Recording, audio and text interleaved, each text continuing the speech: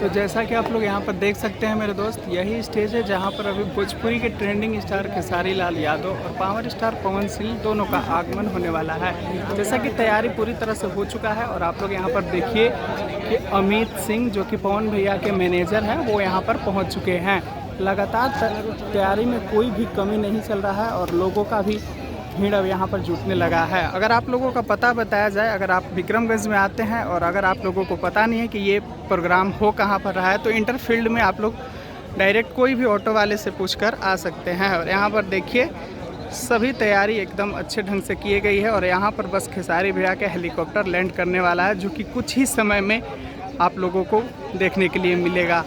तो बस आप लोगों से आग्रह रहेगा कि आप लोग हमारे चैनल से जुड़े रहिए, क्योंकि यहाँ पर पल टू पल हर पल का अपडेट आपको मिलता रहेगा।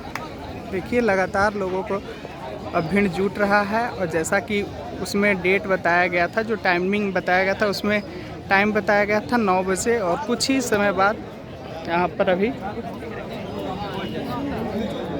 देख सकते हैं टाइम 8:49 हो चुका है। तो बस कुछ ही समय बाद यहाँ पर भोजपुरी के दोनों शेरों का आगमन होने वाला है। तो बस आप लोगों से लगातार रिक्वेस्ट रहेगा कि आप हमारे चैनल से जुड़े रहें और अपना दुलार प्यार आशीर्वाद देते रहें, ताकि आपका भाई आपको यहाँ के पल टू पल का अपडेट देता रहे।